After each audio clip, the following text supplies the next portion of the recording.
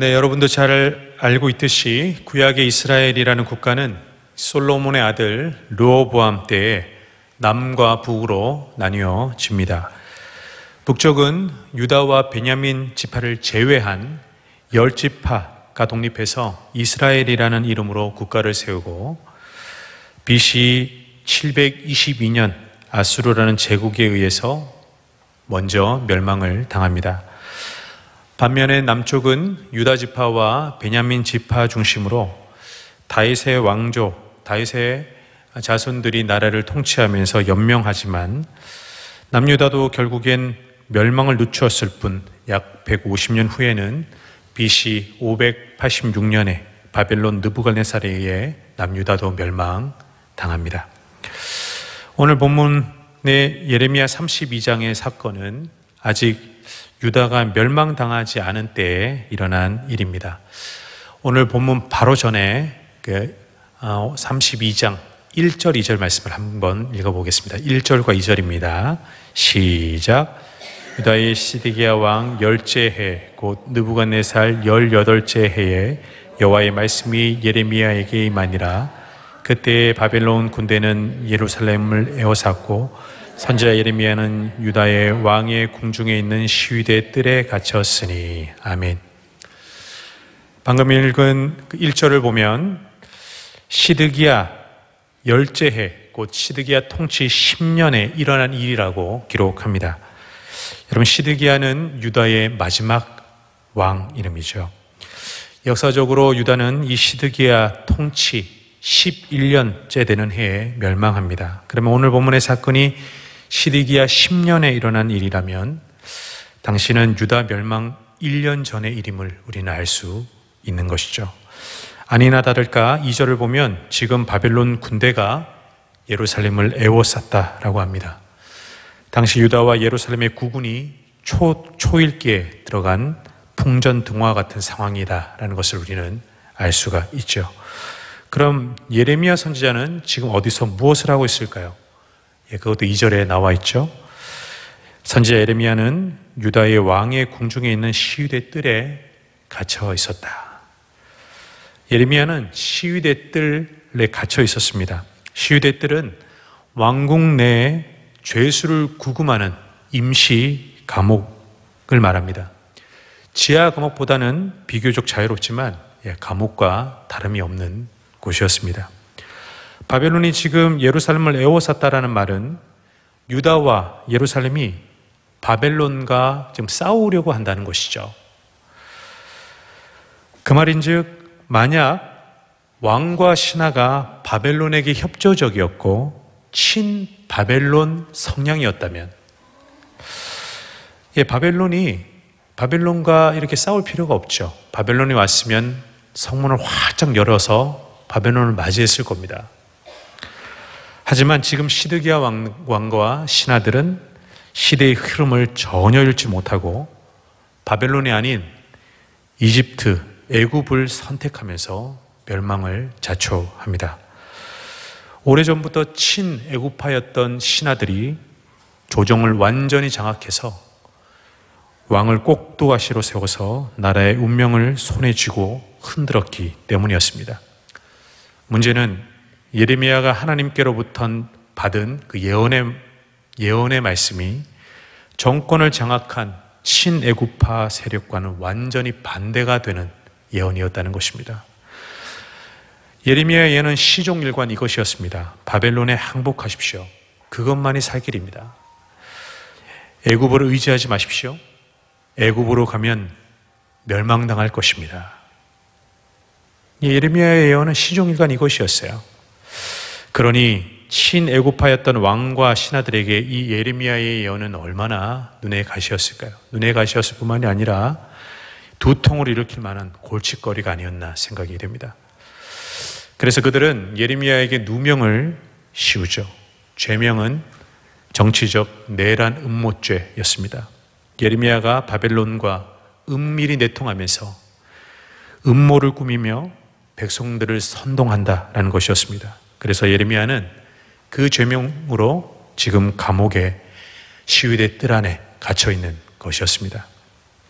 그러던 어느 날 오늘 본문의 사건이 발생하게 되는 것이죠.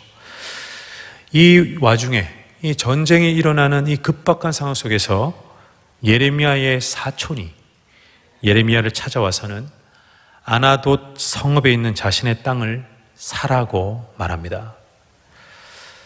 여러분, 아나돗은 예레미야의 고향이죠. 예레미야의 사촌은 하나멜은 예레미야에게 찾아와서 지금 부동산 사업을 하자고 말하는 것이 아닙니다. 그에게는 절박한 다른 이유가 있었어요.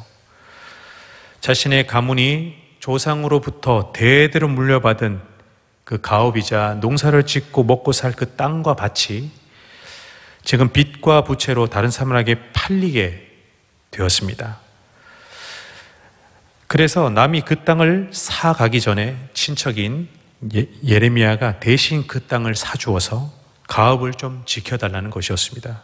그럼 하나멜은 나중에라도 그 땅을 예레미야에게서 다시 살 수가 있게 되는 것이죠.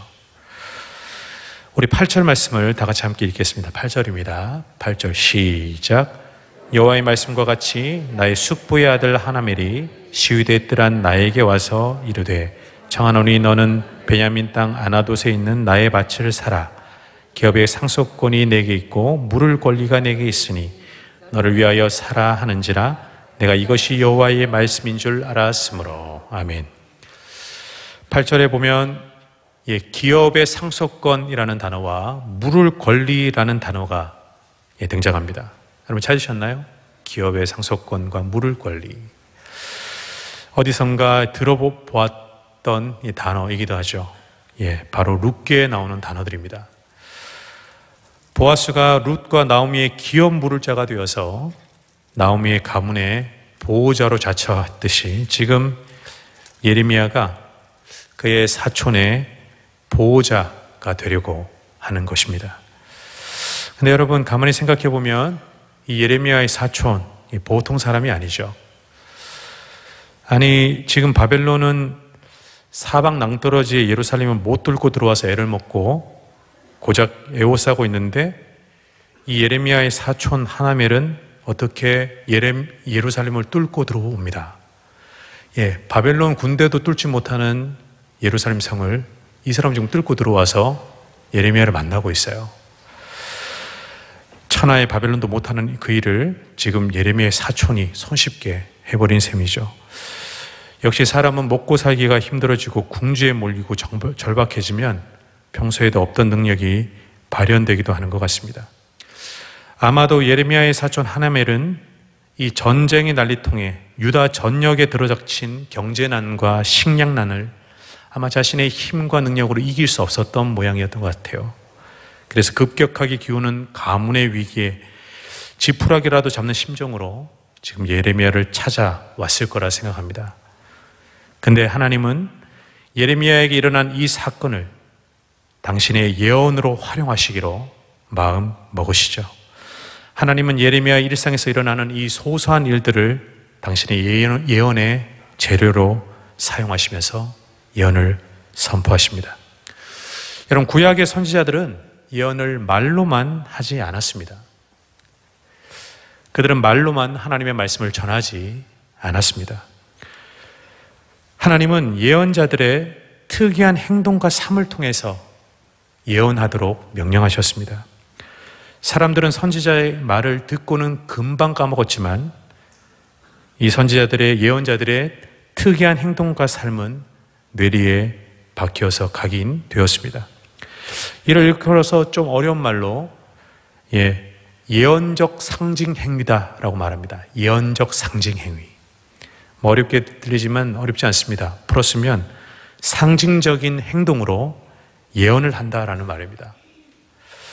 성경에 보면 이게 유행인가 싶을 정도로 하나님은 이 선지자들의 이 예언적 상징 행위를 즐겨 사용하시죠. 예를 들어 이사야는 3년 동안 옷을 벗고 맨발로 다녔습니다. 홀딱 벗었는지 반만 벗었는지 모르겠지만 벗고 다녔어요. 무엇을 의미할까요? 벗은 몸과 맨발은 포로들의 신세입니다. 그래서 애국과 구스가 심판을 받아서 아수르의 포로가 될 것을 이사야는 몸으로 예언했던 것이죠. 에스겔은 머리털과 수염을 밀고 그 털을 칼로 치고 불로 태우고 바람에 흩날렸습니다. 이는 유다의 완전한 멸망과 흩어짐에 대한 예언이었죠. 우리가 잘 아는 대로 호세아 선지자는 음란한 여자 고멜과 결혼을 하고 자녀를 낳는 것이 그의 예언적 상징 행동이었습니다.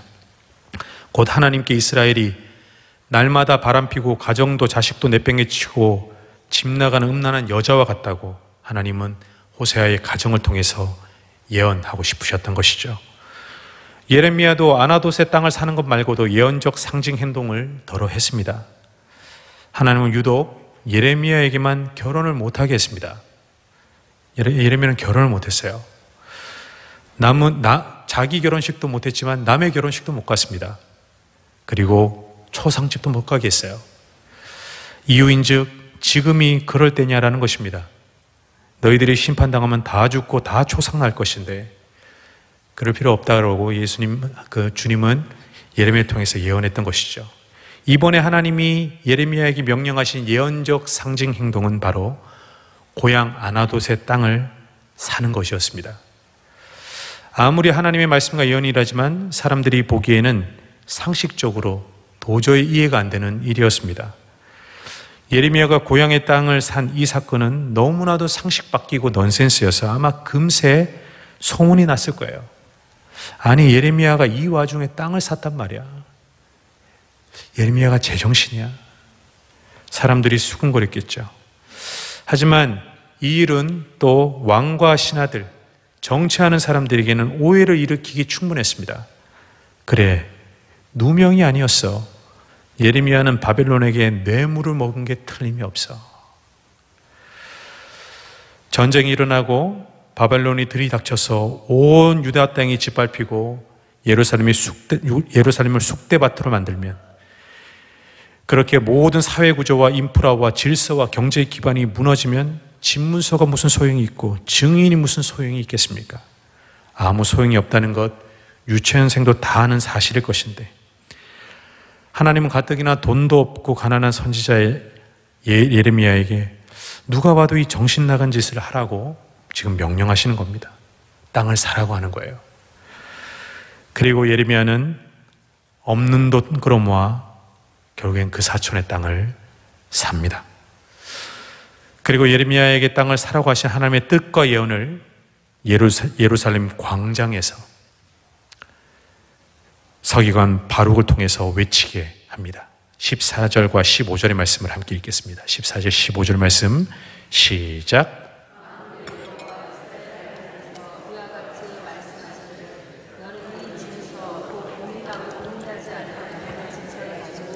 독에 담아 오랫동안 보존하게 하라. 만군의 여호와 이스라엘의 하나님께서 이와 같이 말씀하시니라. 사람이 이 땅에서 집과 밭과 포도원을 다시 사게 되리라 하셨다 하니라. 이 땅에서 집과 밭과 포도원을 다시 사게 되리라. 이번 예레미야의 삶을 통해 하나님이 선포하신 예언은 하나님이 평소에 하던 예언과 다른 종류의 것이었습니다. 늘 심판만 말씀하신 하나님이 웬일로 유다의 포로 귀환과 회복에 대해서 예언하셨던 것이죠. 여러분, 예레미야는 순종할 수밖에 없었지만 예레미야의 순종으로 예레미야는 하나님 앞에서 자신의 무언가를 증명해야만 했습니다. 예레미야가 하나님 앞에 자신의 순종으로 증명해야만 했던 것은 무엇이었을까요?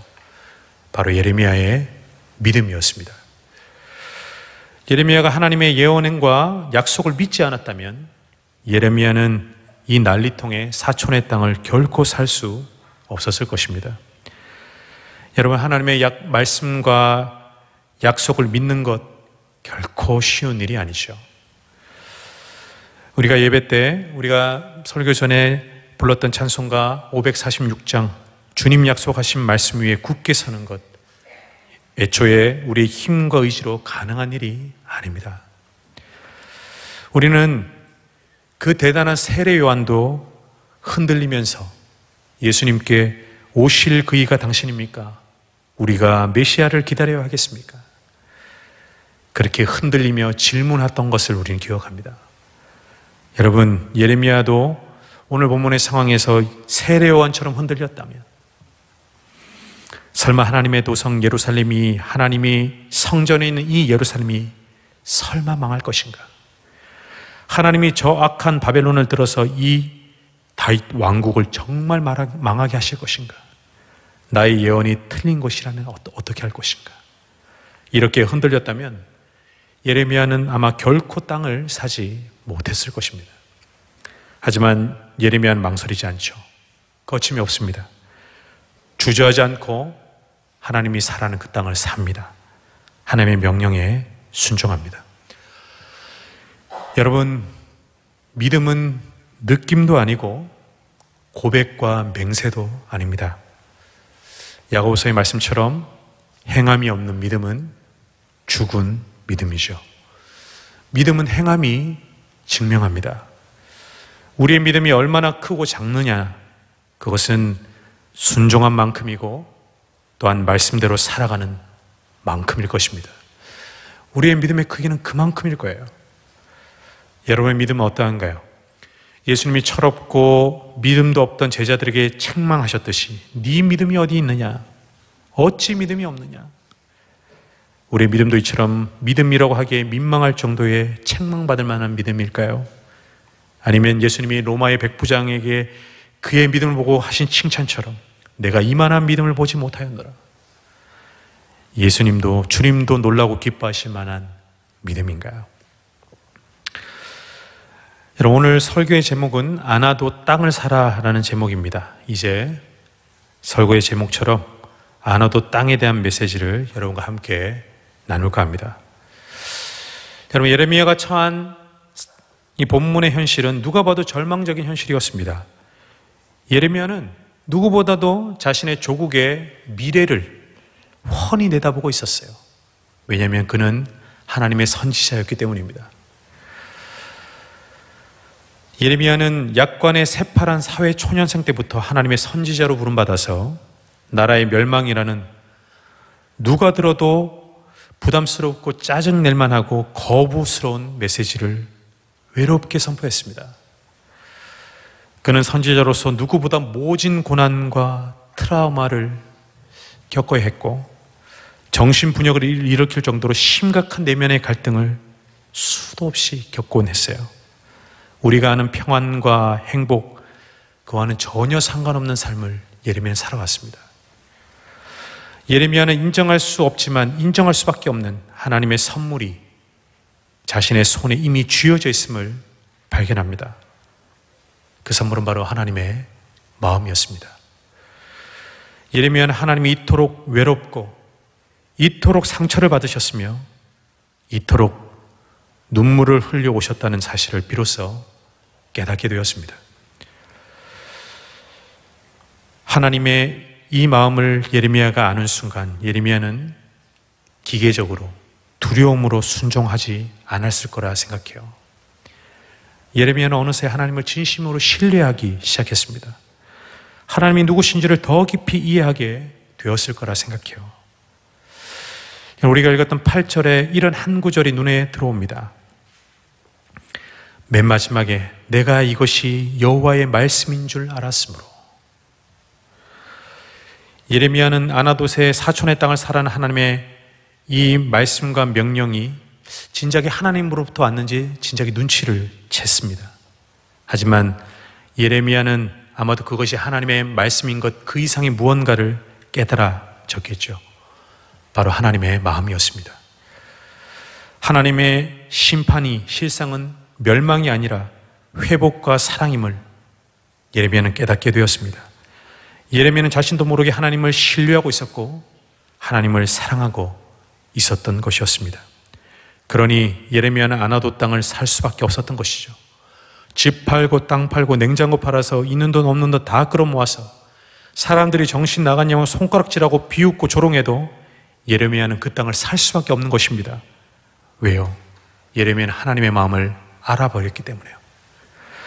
결국 하나님은 지금 이 유다와 예루살렘을 심판하시겠지만 하나님은 다시 당신의 백성을 바벨론으로부터 돌아오게 하실 것이 분명했고 하나님은 다시 거룩한 당신의 백성으로 다시 회복시킬 것을 예레미야 눈에 너무나도 뻔하게 보였기 때문에 예레미야는 아나돗의 땅을 주저앉고 거침없이 사는 것입니다. 사랑하는 여러분, 지금 여러분에게도 상식적으로 도저히 이해가 되지 않지만 너무나도 절망적이어서 무엇 하나 확신할 수 없는 현실을 우리가 살아가지만 하나님의 약속이기 때문에, 하나님의 마음을 내가 알고 있기 때문에 절망 너머에 보이지 않는 현실을 소망함으로 지금 믿음으로 사들여야 할 아나돗 땅이 있습니까? 하나님께서 여러분에게 보여주신 그 아나돗 땅이 여러분에게 보이나요? 그리고 여러분은 그 땅을 사고 취하기 위해서 어떤 대가를 지금 지불하고 있습니까? 우리가 잘 아는 백전노장 갈렙도 85세가 되었어도 오히려 강건하여 하나님이 자신에게 젊은 날에 주식으로 약속하신 그 땅을 달라고 청합니다. 믿음의 사람 갈렙의 눈에 가나안 땅의 가장 강력한 아낙 자손보다 더 혈신적으로 보이는 것, 그것은 바로 하나님이 갈렙에게 주기로 약속하신 헤브론 땅이었습니다. 그 땅을 능히 주실 여호와 하나님이 강대한 아낙 자손보다 더 크고 확실하게 이 갈렙의 눈에는 보였어요. 여러분, 그리스도인들은 세상과 다른 눈으로 세상을 살아가는 사람들입니다. 우리는 우리가 가진 이 다른 눈을 믿음이라고 말합니다. 그리스도인들은 믿음의 눈을 가지고 지나온 자신의 삶을 달리 해석합니다. 감사합니다. 그리스도인들은 절망의 순간에도 세상과 다른 눈을 가지고 주저앉아 있지만은 않습니다. 도리어 일어서서 도전합니다. 왜요? 그리스도인들의 눈은 절망이라는 벽 너머에 하나님의 약속을 바라보고 있기 때문입니다. 그래서 어서 일어나서 그 벽을 넘어서려고 하는 것이죠. 그 벽을 넘어서는 것만이 절망을 이겨낼 가장 빠른 지름길임을 우리는 알고 있기 때문에, 그리고 또한 그 벽을 넘어서는 것 지극히 우리답고 하나님의 자녀다운 우리의 자존심이기 때문에 우리는 일어나서 그 절망의 벽을 넘어서려고 하는 것입니다. 도종환이라는 시인이 쓴 담쟁이라는 시가 있습니다. 시 제목이 담쟁이입니다. 제가 한번 읽어드리겠습니다. 저것은 벽, 어쩔 수 없는 벽이라고 우리가 느낄 때, 그때 담쟁이는 말없이 그 벽을 오른다. 물 한 방울 없고 씨앗 한 톨 살아남을 수 없는 저것은 절망의 벽이라고 말할 때 담쟁이는 서두르지 않고 앞으로 나아간다. 한 뼘이라도 꼭 여럿이 함께 손을 잡고 올라간다. 푸르게 절망을 다 덮을 때까지 바로 그 절망을 놓지 않는다. 저것은 넘을 수 없는 벽이라고 고개를 떨구고 있을 때 담쟁이 잎 하나는 담쟁이 잎 수천 개를 이끌고 결국 그 벽을 넘는다. 여러분, 이 시를 쓴 이 도종환 시인은 그저 벽을 넘는 담쟁이를 보면서 희망을 보았습니다. 하지만 예수를 믿는 저와 여러분은 이 시에서 무엇이 보입니까? 바로 예수 그리스도가 보입니다. 예수 그리스도께서 죄와 죽음이라는 인간의 가장 치명적인 절망의 벽을 이미 정복하셨습니다. 그리고 우리와 함께 오늘도 예수 그리스도는 절망의 벽을 오르고 또 오르고 계십니다. 예수 그리스도가 바로 담쟁이시고 우리가 바로 예수 그리스도를 뒤따르는 수천의 담쟁이들입니다. 오늘날 대한민국이 세계 최저 출산율이라며 수십 년 뒤에는 나라가 없어질지도 모른다면 나라의 존망을 걱정합니다. 정치적으로, 지역적으로, 또 이념과 성별로 사분오열된 대한민국 사회를 보면 희망은 눈 씻고 찾아봐도 사실 보이지가 않죠. 이 와중에 한국 교회인 우리가 우리 자신을 보더라도 과연 희망은 보이지 않습니다. 누군가는 한국 교회는 이미 자정 능력을 상실했다라고 말하기도 합니다. 사랑하는 여러분, 저와 여러분이 살아가는 오늘날 대한민국도 바벨론에 에워싸인 절망 직전에 유다와 예루살렘과 별반 다르지 않습니다. 희망이 보이지 않습니다. 우리도 절망적입니다. 하지만 이 순간 우리가 하나님을 신뢰하기에, 하나님의 약속을 믿기에 사드려야 할 아나도 땅이 우리에게 있습니다. 담장이 되신 예수 그리스도와 함께 우리가 포기치 않고 오르고 넘어서야 할 절망의 벽이 있습니다. 그 땅을 얻기 위해서, 그 담을 넘기 위해서 우리가 기꺼이 지불해야 할 대가가 있습니다. 그 아나도 땅이 무엇인지 주님이 여러분에게 직접 말씀해 주시는 은혜가 여러분의 삶에 있기를 축복합니다. 하지만 여러분, 우리는 확신합니다. 우리의 미래 세대, 한국교회의 미래 세대와 이 나라, 이 민족의 후손들은 우리의 눈물과 피땀으로 사들인 그 아나도 땅에서 하나님의 나라를 꿈꾸며 살게 될 것입니다. 기도하겠습니다.